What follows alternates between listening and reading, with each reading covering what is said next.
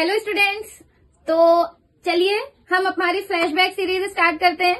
तो हमारी flashback series में हमने 3 यूनिट्स कंप्लीट कर ली। अब हम 4th यूनिट शुरू करेंगे जिसमें हम गवर्नमेंट बजट के बारे में पढ़ेंगे और गवर्नमेंट बजट इकोनॉमी में किस तरीके से मेजर रोल प्ले करता है हम ये समझेंगे।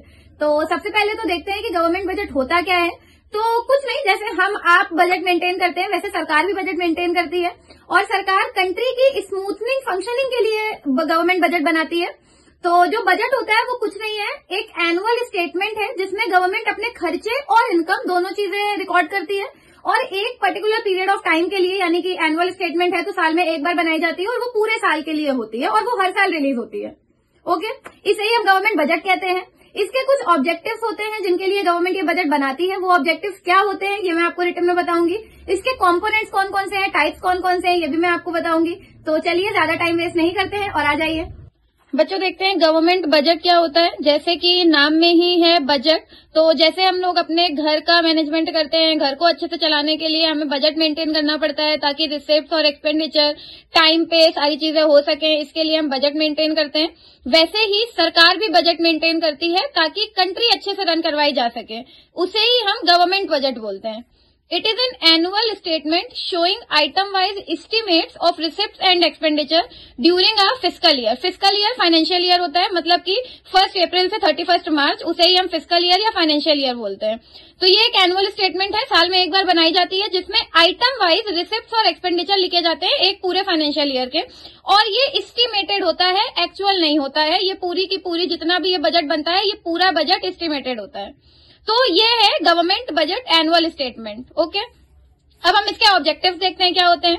फर्स्ट है reallocation of resources. Government budget क्यों बनाती है? गवर्नमेंट फर्स्टली तो इसलिए बजट बनाती है ताकि वो रिसोर्सेज को प्रॉपरली रीएलोकेट कर सके, रिसोर्सेज को जहां पे यूज होना चाहिए वहां पे यूज कर सके, कोई भी रिसोर्स वेस्ट ना हो। अगर टैक्सेस की बात करें तो रिचर सेक्शन की जो कमोडिटीज हैं यानी लग्जरी गुड्स, उन पे ज्यादा टैक्सेस लगाती है और जो एसेंशियल आइटम्स हैं, नेसेसिटीज हैं, उन पे सब्सिडीज प्रोवाइड करती है। यही रीएलोकेशन ऑफ रिसोर्सेज है, ये गवर्नमेंट का मोटिव होता है बजट बनाने से पहले। सेकेंड है reducing inequalities of income and wealth. Same वही पॉइंट, कैसे रिड्यूस करती है इनइक्वालिटीज को? जब वो जो लग्जरी कमोडिटीज हैं उन पे ज्यादा टैक्स इंपोज कर देती है ताकि वहां से रिवेन्यू जनरेट कर सके, और वहां से जो रिवेन्यू जनरेट होता है उनको वो सब्सिडीज प्रोवाइड कर देती है ताकि जो पुअर सेक्शन है सोसाइटी का उसको बेनिफिट हो सके। Next is economic stability. Government हर साल बजट मेंटेन करती है ताकि एक इकोनॉमी स्टेबल कंडीशन में रहे, मतलब प्रीवियस ईयर में आपने क्या क्या खर्चे किए जो वेस्टफुल थे वो आपको इस साल नहीं करने हैं, या कौन कौन सी रिसिप्ट्स थी जिन्हें आप बढ़ा सकते हैं, वो इकोनॉमी को स्टेबल करने के लिए गवर्नमेंट अपना बजट प्रिपेयर करती है। मैनेजमेंट ऑफ पब्लिक इंटरप्राइजेस, इसके लिए भी बजट बनता है ताकि जो पब्लिक इंटरप्राइजेस हैं वो टाइमली मैनेज हो सके, अच्छे से रन कर सके, उसके लिए बजट बनाया जाता है। इकोनॉमिक ग्रोथ, सेम इकोनॉमिक जब स्टेबल रहेगी तो इकोनॉमी ऑलरेडी ग्रो करेगी, तो इकोनॉमिक ग्रोथ का भी ये भी एक ऑब्जेक्टिव है गवर्नमेंट बजट के पीछे। Reducing regional disparities. Regional disparities मतलब वो सेक्शन होते हैं सोसाइटी के जो बैकवर्ड है, जो अभी बहुत ज्यादा डेवलप नहीं हुए हैं। जैसे फॉर एग्जाम्पल एक कोई बैकवर्ड एरिया है, अगर किसी प्राइवेट एंटरप्रेन्योर या प्राइवेट इंडिविजुअल से बोला जाए कि वहां पर इंडस्ट्री सेटअप करो तो वो नहीं करेगा। क्यों? क्योंकि उसे फायदा ही नहीं होगा। और जितने भी प्राइवेट एंटरप्रेन्योर्स होते हैं वो प्रॉफिट मोटिव से काम करते हैं, और अगर उन्हें प्रॉफिट ही अर्न नहीं हो रहा तो वो नहीं करेंगे। लेकिन उसके लिए सरकार आगे आती है, सरकार उस पर्टिकुलर जगह पर जो बैकवर्ड है वहां पे इंडस्ट्रीज सेटअप करती है। उन इंडस्ट्रीज से वो धीरे धीरे करके सिविलाइजेशन आती है, वो एरिया डेवलप होता है, फिर वहां पे एरिया में लोग आ जाते हैं, सिविलाइजेशन आ जाती है, तो फिर वो एरिया डेवलप हो जाता है, फिर वहां पे प्राइवेट एंटरप्रेन्योर भी इंडस्ट्रीज लगा लेते हैं। एक तो ये तरीका होता है।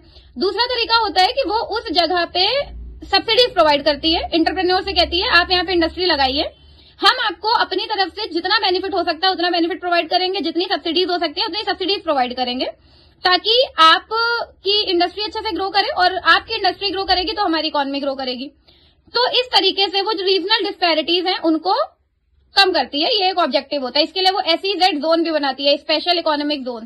तो ये गवर्नमेंट बजट का, सरकार का, ये इतने ऑब्जेक्टिव्स होते हैं जिन एम को लेकर सरकार बजट बनाती है। अब देखिए हम कंपोनेंट्स देखते हैं कि बजट के कौन कौन से कंपोनेंट्स होते हैं या कौन कौन से टाइप होते हैं। तो 2 टाइप के बजट होते हैं मेनली, रिवेन्यू बजट और कैपिटल बजट, और इनके भी सब टाइप्स हैं, रिवेन्यू रिसिप्ट्स और रिवेन्यू एक्सपेंडिचर। कैपिटल बजट में कैपिटल रिसिप्ट्स और कैपिटल एक्सपेंडिचर। ये ध्यान रखिएगा कि ये बजट के टाइप्स हैं। जो मेजर टाइप जो है बजट का वो 2 ही टाइप के बजट होते हैं, रिवेन्यू और कैपिटल, और ये जो अंदर है ये इनके सब टाइप्स हैं, रेवेन्यू रिसिप्ट्स और रेवेन्यू एक्सपेंडिचर, कैपिटल रिसिप्ट्स और कैपिटल एक्सपेंडिचर।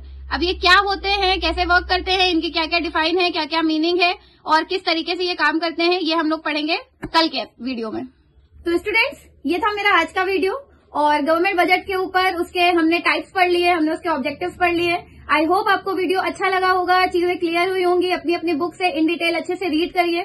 कोई भी डाउट हो तो मुझे कमेंट सेक्शन में बताइए। वीडियो लाइक करिए, अपने दोस्तों के साथ शेयर करिए और चैनल को सब्सक्राइब करिए। Thank you so much.